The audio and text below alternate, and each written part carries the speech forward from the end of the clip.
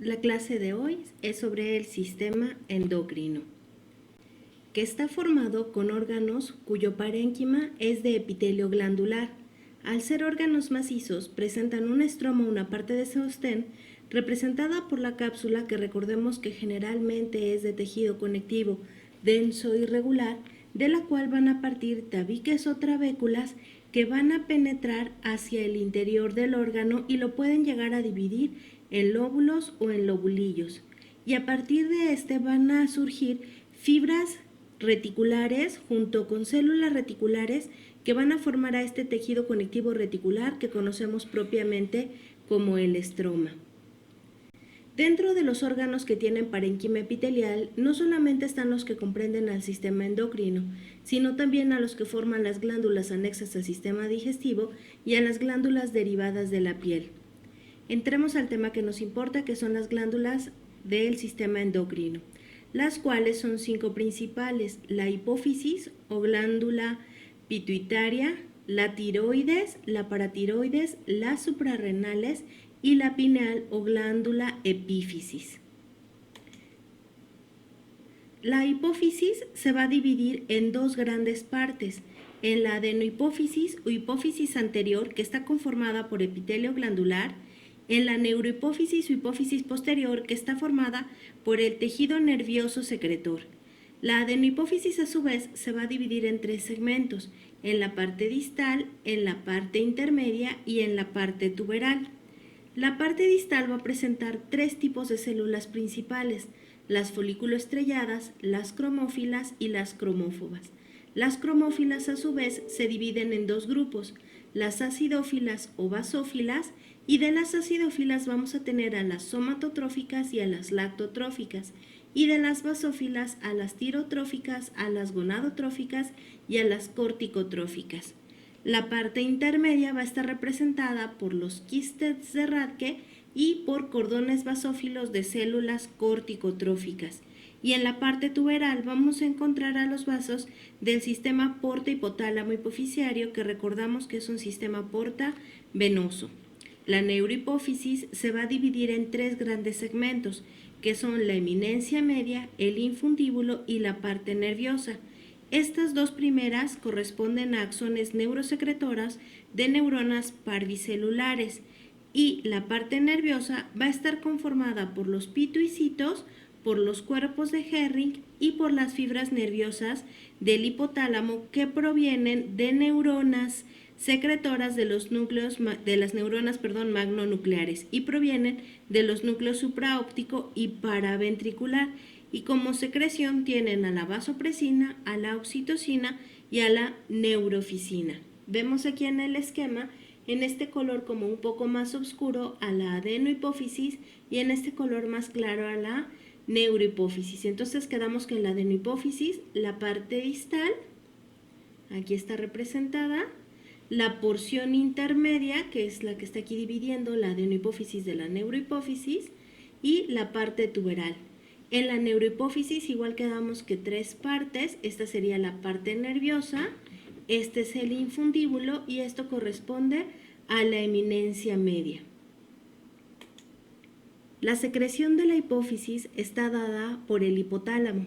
El hipotálamo va a secretar distintas hormonas estimuladoras o hormonas liberadoras y un factor inhibidor, como por ejemplo encontramos a la hormona liberadora de tirotrofina o TRH, que favorece la secreción de TSH, que es la tirotrofina, o por ejemplo la hormona liberadora de corticotropina, que va a favorecer la liberación de ACTH, o la hormona liberadora de somatotropina, que va a favorecer la liberación de la hormona de crecimiento, la hormona liberadora de gonadotropinas, que va a favorecer la liberación de LH o FSH, la hormona liberadora de prolactina, que me va a favorecer la secreción de prolactina, y el factor inhibidor de la prolactina, que justamente inhibe la secreción de prolactina.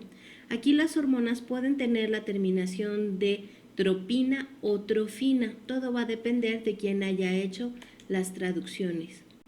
Entonces vamos a empezar a describir a la adenohipófisis o hipófisis anterior. Quedamos que es la que estaba hecha del epitelio glandular, que es de color rojizo y de consistencia blanda, y la dividíamos en 3 partes principales: la parte distal, la parte intermedia y la parte tuberal. La parte distal va a estar conformada por células en cordones o cúmulos entre una red de capilares, que muchos de los libros mencionan que son sinusoides, pero al revisar la histología nos damos cuenta que son fenestrados, que lo único que tienen de sinusoides es justamente ese recorrido sinuoso. También mencionamos que aquí encontrábamos 3 tipos de células principales: las folículo-estrelladas, las cromófobas y las cromófilas. Entonces, las células folículo-estrelladas son células epiteliales de sostén que presentan largas prolongaciones que van a estar unidas mediante nexos, que expresan tanto MHC de clase 2 y que aparte secretan la interleucina 6. En cuanto a las células cromófilas o cromófobas, representa cada una el 50% de las células presentes. Las células cromófilas, como mencionamos, las dividimos en 2 tipos principales, en las acidófilas y en las basófilas. Tenemos muchas más acidófilas, ya que representan el 40%, y las basófilas solo el 10%. Las acidófilas son redondeadas, son más pequeñas que las basófilas, y el que sean acidófilas depende justamente de la presencia de gránulos acidófilos en su citoplasma. Las basófilas son células redondeadas que van a presentar en su citoplasma gránulos ligeramente basófilos y que además son Pas positivos. Eso quiere decir que contienen glucoproteínas. Si nos vamos acá a la imagen, estas que están marcadas con A corresponden a las acidófilas, esta que está marcada, por ejemplo, con B y esta otra corresponden a las basófilas, y esta que está marcada con CP o esta que está aquí corresponden a las cromófobas.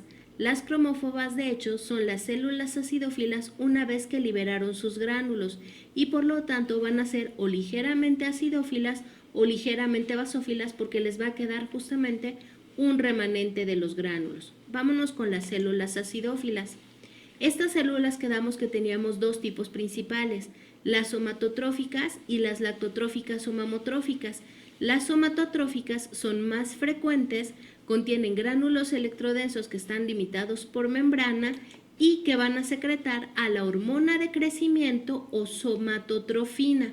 Es importante que se aprendan las abreviaturas GH o STH, que va a estimular justamente el crecimiento del organismo. Ahora, ¿sobre quién actúa esta hormona? Para que un individuo crezca, vamos a necesitar que crezca el hueso y que crezca el músculo. Entonces, dependiendo, si nosotros pensamos en esto, pensaríamos que el hueso o el músculo son los que tienen los receptores para la hormona de crecimiento, pero esto no es así.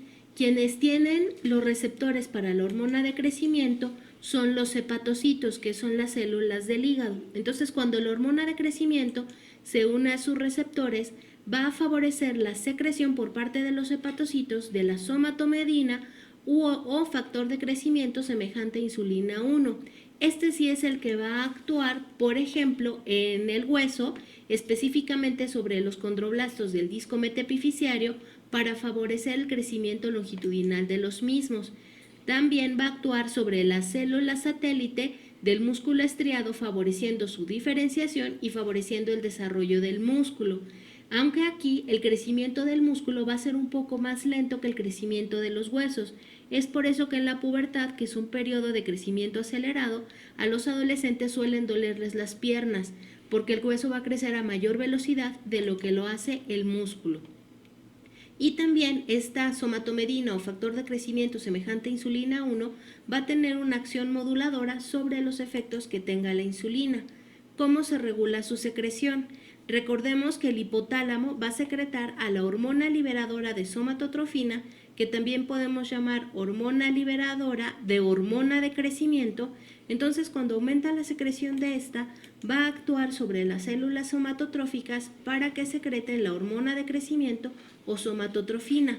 Esta, como dijimos, va a actuar sobre el hígado, pero esto no es lo único que favorece el crecimiento, la secreción de esta hormona, sino que también va a estar regulada por un aumento en la secreción de grelina por parte del epitelio gástrico. Recordemos que la grelina es un factor inductor del hambre o del apetito, es el factor iniciador de la alimentación. Es por eso también que los adolescentes que están en un periodo de crecimiento activo tienen mucha hambre.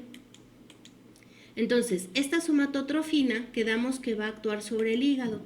y va a favorecer un aumento en la secreción de somatomedina o de factor de crecimiento insulina 1. Esto va a ser detectado por el hipotálamo, el cual va a dejar de secretar esta hormona liberadora de somatotrofina u hormona liberadora de hormona de crecimiento, esto aunado a un aumento en la concentración de glucemia y esto también aunado a un aumento en la concentración de somatostatina por parte de los islotes de Langerhans, va a hacer que las células somatotróficas disminuyan la secreción de hormona de crecimiento o somatotrofina y por lo tanto va a haber menor estimulación sobre los hepatocitos, disminuyendo así la secreción de somatomedina o factor de crecimiento semejante a insulina 1 y por lo tanto va a haber un aumento en la secreción de hormona liberadora de somatotrofina. Todas estas vías de regulación, cuando las vean en fisio, les van a hablar de las retroalimentaciones positivas y de las retroalimentaciones negativas, o de los feedback positivos y feedback negativos. Esto así de manera muy simplista quiere decir que cuando una hormona aumenta, ¿ok?, la siguiente hormona también va a aumentar. Esto sería una retroalimentación positiva. Pero si tenemos que la hormona sube y la otra va a bajar, entonces esto sería una retroalimentación negativa. Entonces, cuando se tiene el mismo efecto, si una sube, la otra sube, o si una baja, la otra baja, eso es retroalimentación positiva. Pero cuando tenemos efectos contrarios de que si una sube, la otra baja, o que si una baja, la otra sube, entonces esto es retroalimentación negativa. Vámonos con el siguiente tipo celular, que son las células lactotróficas o somatotróficas. O mamotróficas, perdón. Estas van a aumentar durante el embarazo y durante la lactancia, es decir, que no siempre se encuentran en ese pequeño porcentaje que habíamos mencionado. Entonces, estas células lo que secretan es a la prolactina, y la prolactina es una hormona que estimula las células de la glándula mamaria para que comiencen a sintetizar y a secretar leche, pero no solamente eso, sino también para que proliferen, para que tengamos un mayor número de alvéolos en la glándula y por lo tanto haya una mayor producción. ¿Cómo se regula la secreción de la prolactina?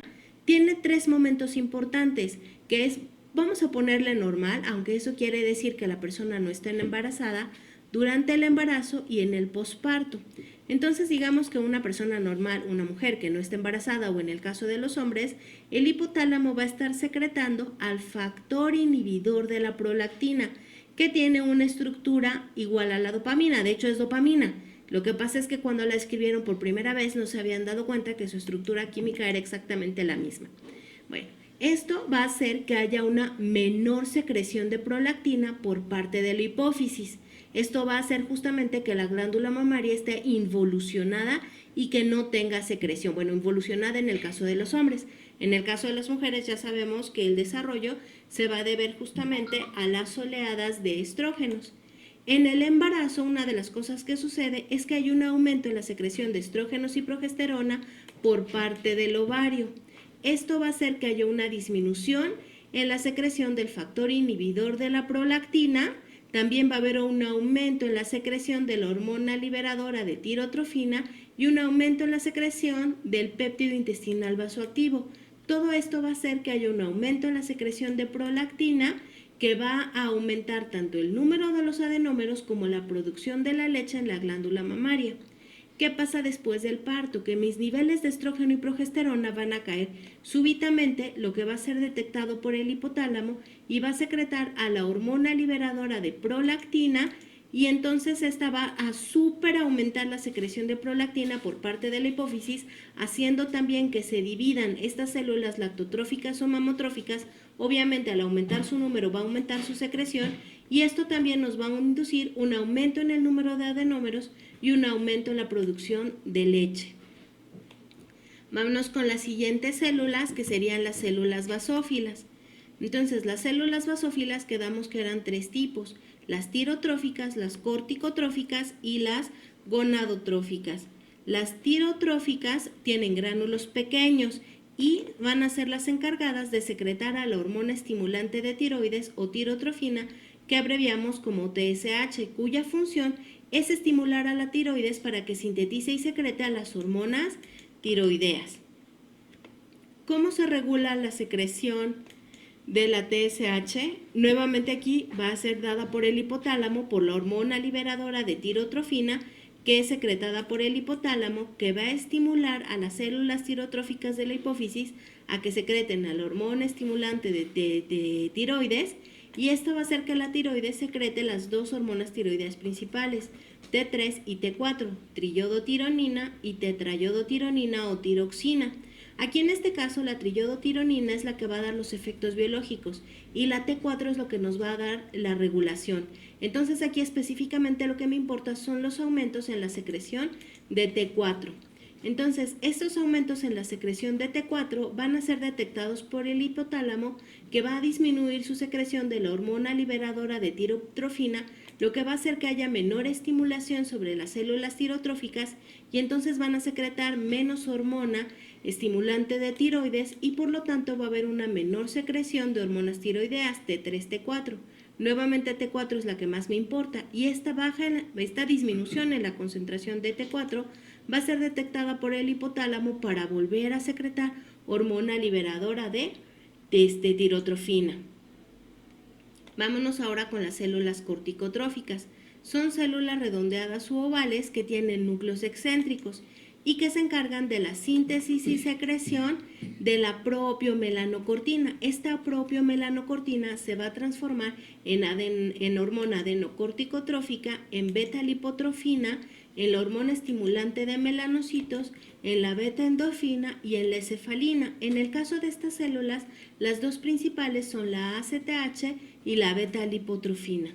Entonces, justamente esta ACTH, esta hormona adenocorticotrófica, va a estimular a la zona fascicular y reticular de la corteza suprarrenal, principalmente a la fascicular, cuya función es la producción de corticosteroides, cortisol y corticosterona, y como dijimos también a la hormona lipotrópica, que tiene una acción lipolítica, es decir, que va a actuar sobre el tejido adiposo. ¿Cómo se regula la secreción de ACTH?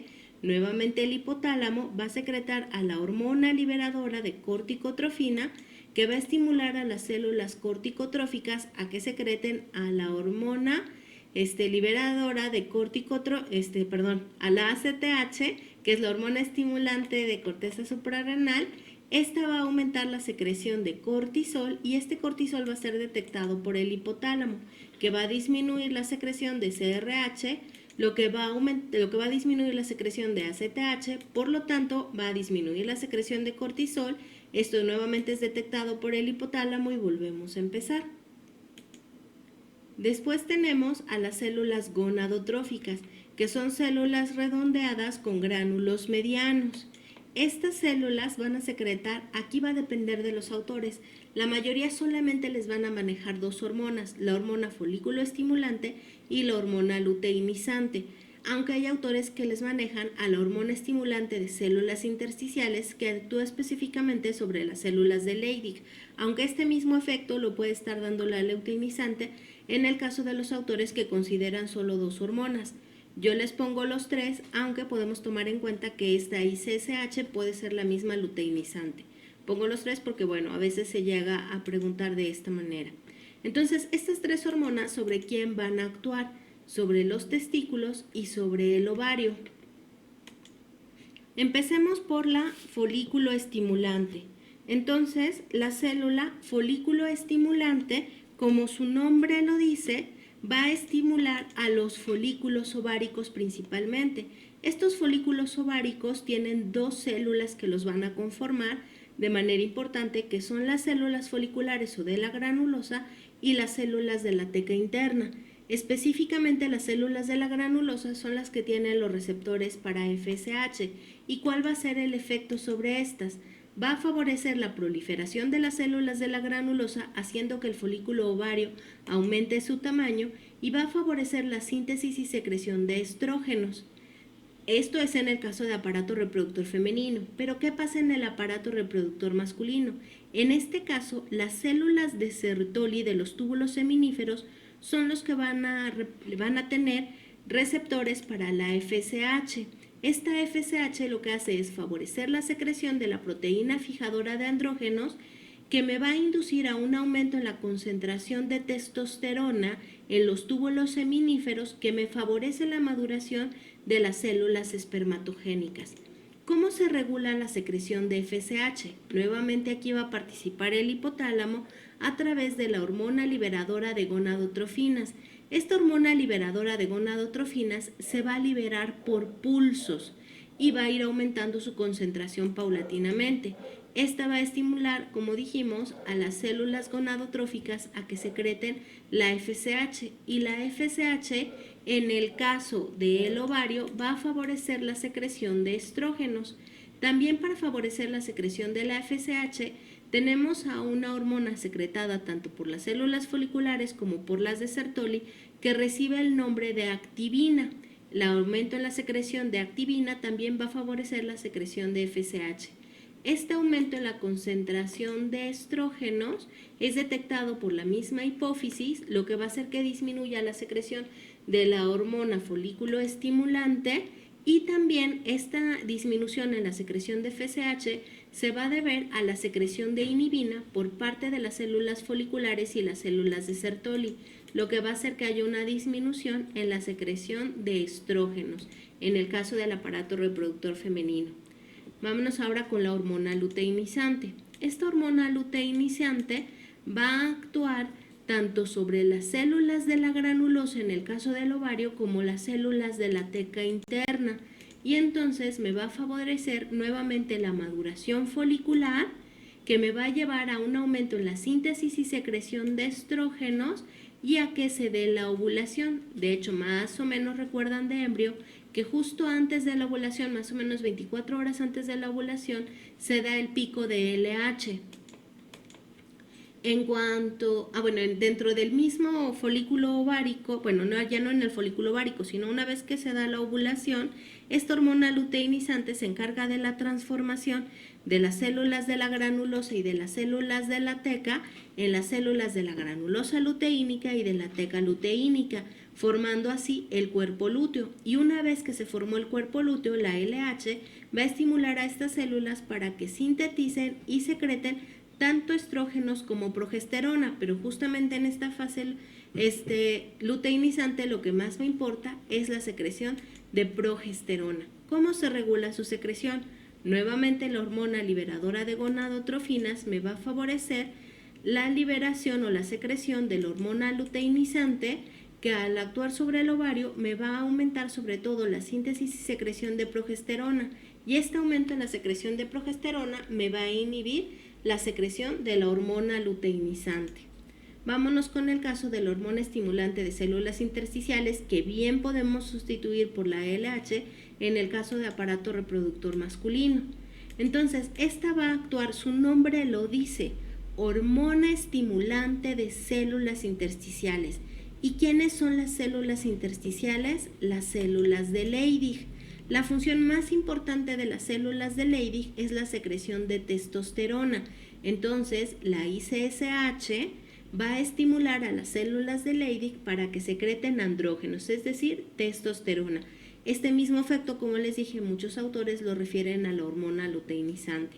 ¿Cómo se regula su secreción? Nuevamente, la hormona liberadora de gonadotrofinas por parte del hipotálamo. Recordamos que se va a liberar por pulsos, lo que va a estimular a la hipófisis a secretar hormona estimulante de células intersticiales o LH. Esto me va a favorecer en el testículo un aumento en la secreción de testosterona, y este aumento en la concentración de testosterona en sangre va a inhibir a las células de la hipófisis a secretar la ICSH o LH en el caso de que la consideremos así. Entonces, con esto ya acabamos toda la adenohipófisis. Vámonos ahora con la parte intermedia. Entonces, la parte intermedia quedamos que estaba formada por los quistes de Rathke y los cordones basófilos. Los quistes de Rathke son estructuras esféricas que están revestidas por un epitelio cúbico simple en cuyo interior encontramos a un coloide y corresponden justamente a remanentes del ectodermo de la bolsa de Rathke. Los cordones basófilos justamente es de células corticotróficas que van a secretar, como dijimos, propiomelanocortina, que se va a transformar en la hormona adenocorticotrófica, en la beta-lipotrofina, la hormona estimulante de melanocitos, en la beta-endorfina y en la encefalina. En este caso, la más importante va a ser la hormona estimulante de melanocitos, que puede estimular a la glándula mamaria justamente a favorecer la síntesis y secreción de leche. En cuanto a la parte tuberal, que sería la última porción de la adenohipófisis que nos falta, la parte tuberal quedamos que aquí se iba a encontrar el sistema porta hipotálamo hipoficiario, que se encarga justamente de la regulación de la secreción de la adenohipófisis, y quedamos que era un sistema portavenoso. Recuerden que en los sistemas porta tenemos dos lechos capilares y en medio, dependiendo del tipo de vasos que tengamos, será porta arterial o portavenoso. En este caso, como son venas, es portavenoso. También aquí vamos a encontrar una capa delgada de células del tallo neural y vamos a ver que las células se ubican en cordones longitudinales entre los vasos. Estas células tienen material rico en proteínas y además son cromófobas, es decir, que se tiñen poco. Vámonos ahora con la neurohipófisis o hipófisis posterior, que habíamos mencionado que su parénquima era de tejido nervioso secretor, que es de color blanco y tiene una consistencia firme, y estaba formada por la eminencia media, el infundíbulo y la parte nerviosa, donde estas dos primeras están formadas por los axones neurosecretoras de las neuronas parvicelulares, que van a ir a través de los haces hipotálamo hipoficiarios. La parte nerviosa, quedamos que estaba conformada por los pituicitos, los cuerpos de Herring y las fibras nerviosas de las neuronas magnonucleares. Entonces, en esta parte nerviosa, los pituicitos son células gliales que son parecidos a astrocitos, por lo tanto, en su citoplasma van a contener a la proteína ácida fibrilar glial, sus núcleos van a ser redondos u ovales, también se va a observar en ellos una fina red de cromatina, tiene numerosas prolongaciones que van a hacer contacto con los vasos sanguíneos a través de los procesos perivasculares. También aquí quedamos que íbamos a encontrar fibras nerviosas amielínicas de neuronas secretoras del hipotálamo, de los núcleos supraóptico y paraventricular. Justamente estas terminales nerviosas, cuando acumulan material de secreción en esta terminal axónica, estas terminales axónicas ensanchadas con el material acumulado se denominan cuerpos de Herring y son las estructuras características justamente de la neurohipófisis.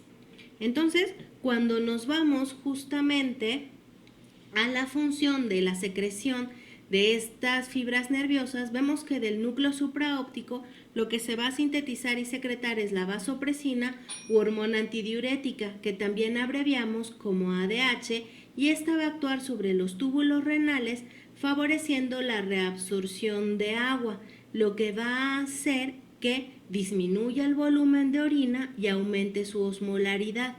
Esto lo vamos a hablar con detalle cuando lleguemos al sistema renal. En cuanto al núcleo paraventricular, va a secretar oxitocina, y en cuanto oigamos la palabra oxitocina, nos vamos a acordar justamente que es una sustancia que se ocupa para favorecer o para acelerar el trabajo de parto. Esta oxitocina va a actuar sobre el músculo liso del útero en tres momentos importantes. Uno, durante el parto para favorecer las contracciones. Otro, durante el periodo menstrual para favorecer la liberación del endometrio a través de la contracción del miometrio. Y en el tercer momento va a ser durante la excitación para favorecer el ascenso de los espermatozoides a través del útero. También esta oxitocina va a actuar sobre las células mioepiteliales de las glándulas. De manera importante va a actuar a nivel de las mioepiteliales de la glándula mamaria, aunque también puede actuar a nivel de las glándulas, de las células mioepiteliales de las glándulas salivales. Y también recordemos que esta oxitocina es conocida como la hormona de relaciones y que se va a liberar cada vez que besamos a una persona. Junto con la vasopresina y con la oxitocina se va a liberar la neurofisina, que las va a acompañar durante el transporte axónico y va a ser liberado junto con ellas, aunque no tiene una mayor función biológica. Vemos ahora las imágenes de hipófisis. Esta imagen es de Garner. Me gusta mucho porque es un resumen donde vemos a la adenohipófisis. Estamos viendo a las células basófilas y acidófilas. Las acidófilas vemos a las corticotróficas que actúan sobre corteza suprarrenal, tirotróficas sobre tiroides, gonadotróficas que secretan FSH, LH, que actúan sobre testículo y sobre ovario. Vemos a las acidófilas que actúan sobre glándula mamaria, entonces son las lactotróficas, y de las acidófilas las que actúan sobre el tejido adiposo, el músculo y el hueso, que es la hormona de crecimiento secretada por las células somatotróficas. En cuanto a la parte nerviosa, estamos viendo cómo son terminales nerviosas provenientes de los núcleos supraóptico y paraventricular, y vemos que en el caso de la hormona antidiurética va a actuar sobre el riñón, favoreciendo la absorción de agua, la oxitocina, que va a actuar sobre útero, y sobre las mioepiteliales de la glándula mamaria. Entonces me parece como un resumen gráfico muy importante. Vemos aquí el corte histológico, entonces recordemos, citoplasmas basófilos corresponden a células basófilas, ¿ok? Como estas que estamos aquí señalando. Citoplasmas acidófilos a células acidófilas, y podemos tener algunas que sean ligeramente basófilas o ligeramente acidófilas, que corresponden a las cromófobas, y esto que vemos aquí corresponde a los capilares. Esto que le vemos adentro son los eritrocitos. En la siguiente imagen podemos ver a la adenohipófisis, a la neurohipófisis y a la parte intermedia con los cordones basófilos de células y los quistes de Rathke. Estamos viendo aquí a la neurohipófisis. Aquí vemos justamente a la parte intermedia, vemos aquí a los quistes de Rathke. Vemos aquí a neurohipófisis, donde estaríamos viendo a los pituicitos, a las fibras nerviosas y a los cuerpos de Herring. En esta imagen se ve un poquito mejor, se ven los cuerpos de Herring, los pituicitos y las fibras nerviosas. Hasta aquí quedaría la parte 1, y en el siguiente video continuaríamos viendo las demás glándulas. Muchísimas gracias.